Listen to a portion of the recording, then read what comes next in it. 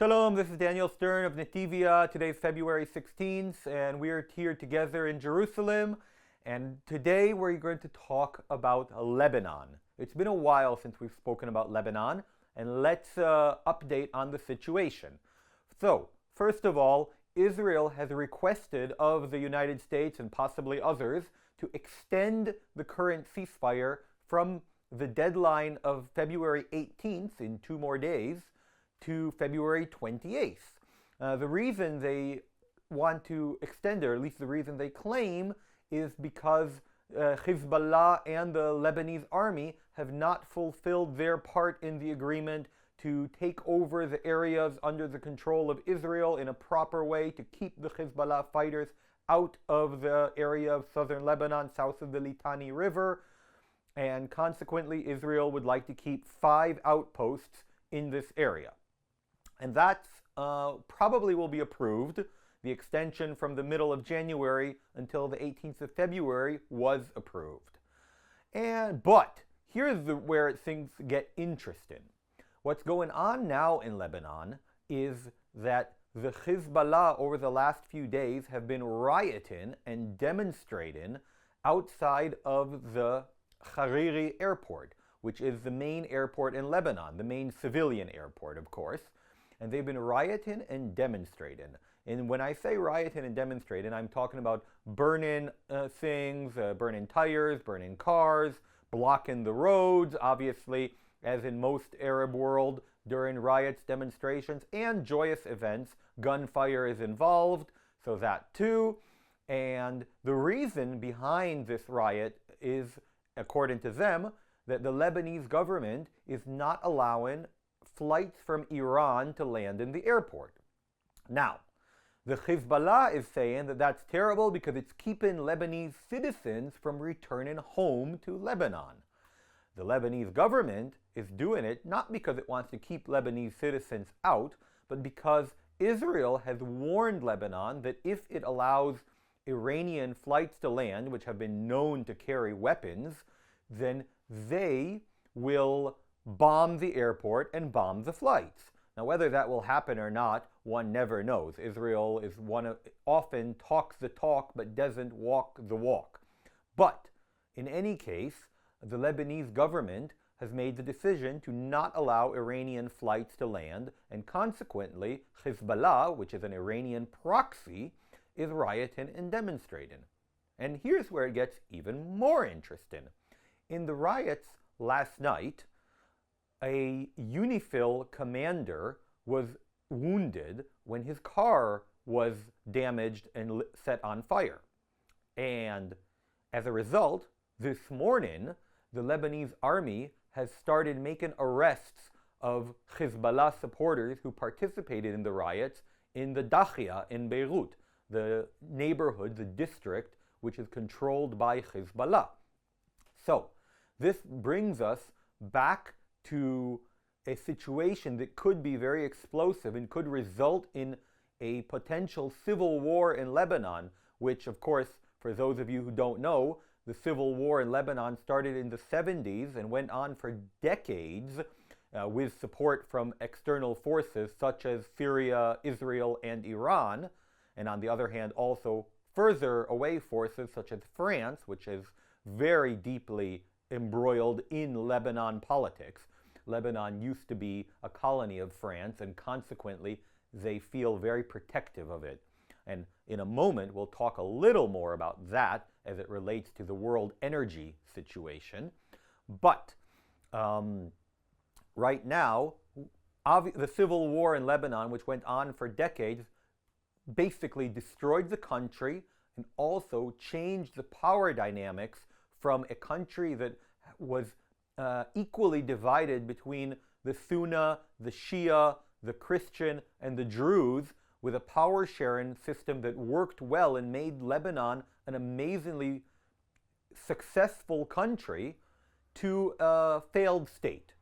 Now, as an Israeli, and as anyone looking from abroad, I want to hope and pray that finally, after decades of the Lebanese political system and country being under the control of the Hezbollah, that finally the Lebanon will free itself from the Hezbollah.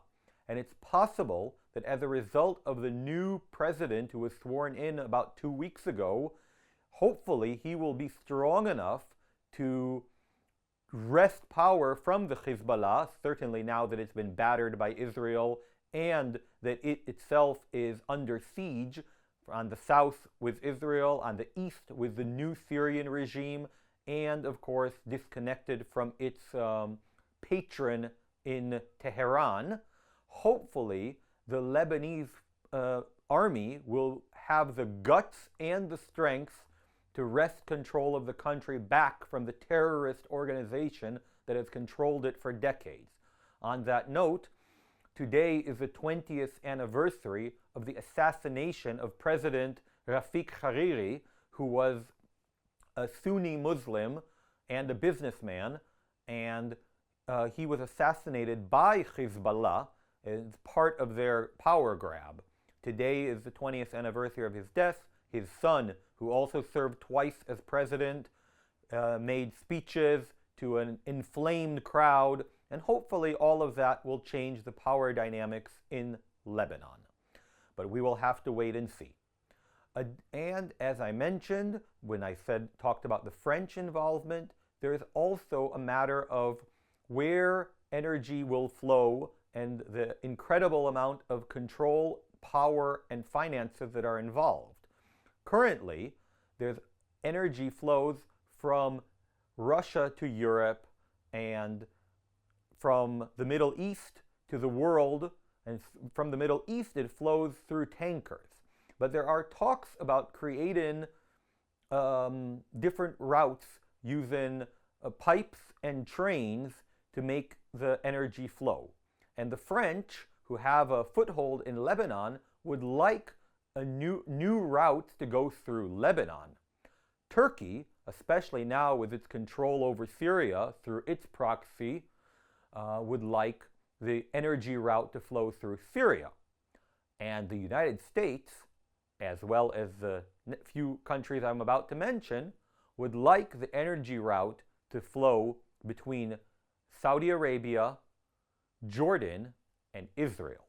And that, and I'm not going to talk about it much today, is one of the main reasons I believe Donald Trump would like stability in Israel, especially the removal of the Gazan residents, because no international investors and no country can rely on such a route when there is the instability caused by the Palestinian-Israeli conflict. So we can talk more about Donald Trump's plans for Gaza another time, because today our focus is on Lebanon, but one can't ignore that aspect as well. The energy routes, proposed energy routes that France would like to go through Lebanon when thinking about Lebanon as a whole. But as always, we will have to wait and see how things develop. I hope and pray that the Lebanese army will finally step up and do what it needs to do. But in any case, I wish good luck to both parties, because frankly, none of them really like Israel. Although, on a side note, one must note that there was a proposed peace treaty between Lebanon and Israel that fell apart when Hezbollah took over the government. So that's it for now on Lebanon. And a minor update on a completely separate subject, we must say that for now it's still unknown what will happen regarding the Gaza treaty. It seems like it will continue in further weekly groups, even though there is an attempt to enlarge them to 6 people, to get the last 6 out in one show-in, but we'll have to wait and see about that. So, as always, please pray for the situation here, pray for us, and more importantly, well, it's not more important than prayer, but on a practical level, not a spiritual one, if you like this video, share it with a friend who you think would appreciate it. And click on subscribe and so on and so forth. And if you have any comments or questions, write them below. God bless you all. Shalom.